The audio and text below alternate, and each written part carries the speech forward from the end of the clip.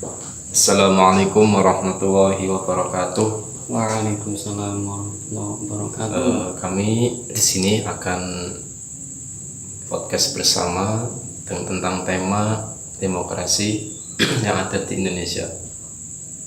Saya sendiri Muammar dari mahasiswa PJJ IAIN Syekh Nurjati Cirebon, angkatan 2022 semester 3 kelas A34 sebagai memenuhi tugas dari UAS. Sebelumnya di sini saya bersama Ustadz Ali Nur Seha.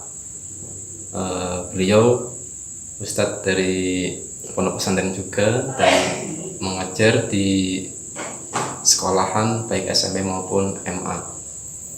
Silakan Ustadz Ali untuk memperkenalkan diri.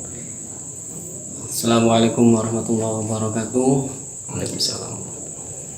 Saya Ali Nur Seha, mengajar di Pondok Pesantren Al-Madani, mengajar di SMP ngajar Al-Quran Hadis, di MA Nudia ngajar ilmu tafsir. Ya.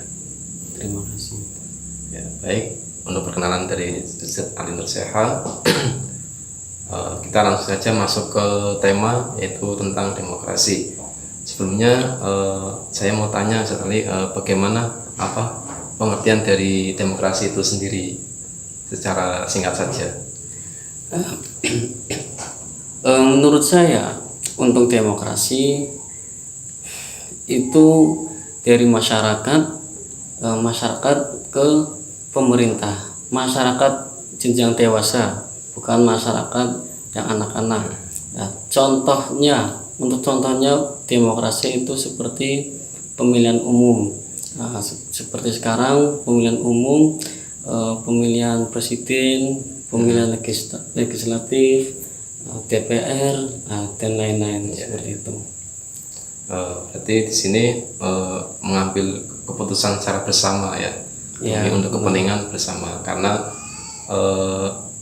untuk slogan di Indonesia adalah dari rakyat, oleh rakyat, dan untuk rakyat. Nah, terus bagaimana pandangan orang-orang dewasa sekarang mengenai demokrasi sendiri? Apakah mementingkan atau mengabaikan? Baik, untuk masyarakat sekarang, pendapat saya atau menurut saya, masyarakat sekarang itu masih minim masalah demokrasi, terutama masyarakat yang notabene di pelosok ataupun yang terpencil, ya, yang tidak berpendidikan itu biasanya tidak mementingkan demokrasi, tidak begitu peduli dengan demokrasi, seperti itu. Berarti di sini ada pengaruhnya ketika masyarakat pelosok sama masyarakat perkotaan, atau gimana? Kan di situ juga ada seorang pemerintahan desa atau setingkat RT lah, kan bisa memberikan arahan atau penjelasan mengenai terkait dengan demokrasi, dan sejalan dengan yang sekarang ini adalah pemilihan presiden dan menteri-menterinya atau DPR-nya. Itu bagaimana? Apakah ada pengaruhnya untuk masyarakat yang tempat tinggal atau secara geografis itu di pelosok atau pedalaman, bagaimana? Mungkin untuk pengaruh ada pengaruh, mungkin ada pengaruh walaupun itu sedikit, tapi untuk pengaruhnya untuk masyarakat kecil, masyarakat pelosok itu pengaruhnya mungkin hampir sedikit, ya, hampir tidak merespon dengan demokrasi. Kalaupun ada yang merespon, itu biasanya ada yang mengajak. Kalau tidak ada yang mengajak, tidak mungkin masyarakat pelosok itu, masyarakat kecil ikut dengan demokrasi. Oh iya. Berarti lebih gemblangnya terkait dengan secara geografis masyarakat sendiri kalau ada yang mengajak, ya kalau ada yang mengajak baru bisa mengenal apa itu demokrasi. Berarti seiring dengan berjalannya zaman, karena sekarang adalah zaman teknologi dan semakin cepat untuk perkembangan informasinya. Nah itu secara orang yang tidak mempunyai gadget atau handphone atau apalah kita sebut orang tua yang punya hak suara tapi tidak punya informasi, itu apakah mereka mengikuti atau bagaimana ketika ada semacam pemilu dan lain-lain sebagainya, itu kan nggak tahu informasinya bagaimana. Nah, itu masalah terbesarnya ya. Orang tua yang sudah sepuh ataupun masyarakat yang tidak punya handphone, masyarakat yang tidak punya televisi. Nah, itu untuk contoh masyarakat ini masyarakat kecil,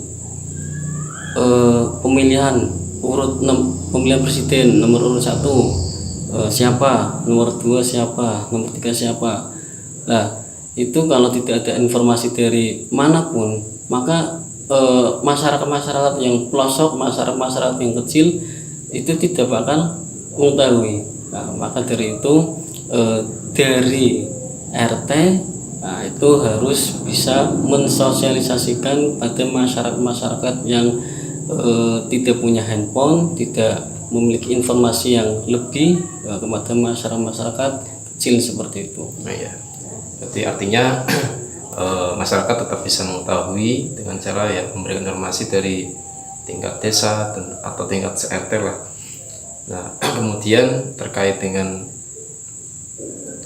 demokrasi sendiri kan, karena Ustaz Ali juga mengajar ilmu tafsir, itu bagaimana pandangan di dalam Al-Quran dan terkait dengan pandangan Al-Quran tentang demokrasi itu bagaimana? Baik, di dalam Al-Quran dijelaskan dalam surat Asy-Syu'ara ayat 38. Intinya apa? Di dalam Quran surat Asy-Syu'ara ayat 38 di situ diperintahkan untuk bermusyawarah. Nah, bermusyawarah antara masyarakat kecil, masyarakat tengah, dan masyarakat atas, itu untuk bermusyawarah biar lebih baik lagi, pemerintahan lebih baik, keadilan lebih baik, dan lain-lain lebih baik lagi, seperti itu. Baik, terima kasih atas penjelasan yang cukup jelas. Mudah-mudahan kita bersama memahami apa itu demokrasi, dan semoga masyarakat juga bisa paham bagaimana proses demokrasi itu sendiri, karena kita hidup di negara Indonesia yang mana sistem pemerintahannya adalah demokrasi, dan yang mana sebentar lagi kita akan melaksanakan pesta demokrasi, yaitu pemilihan serentak presiden dan DPR. Mungkin itu saja podcast dari kami, kurang lebihnya mohon maaf yang sebesar-besarnya, dan terima kasih kepada Ustaz Ali yang telah menjelaskan secara lebar dan jelas. Akhirul kalam, Assalamualaikum warahmatullahi wabarakatuh. Waalaikumsalam warahmatullahi wabarakatuh.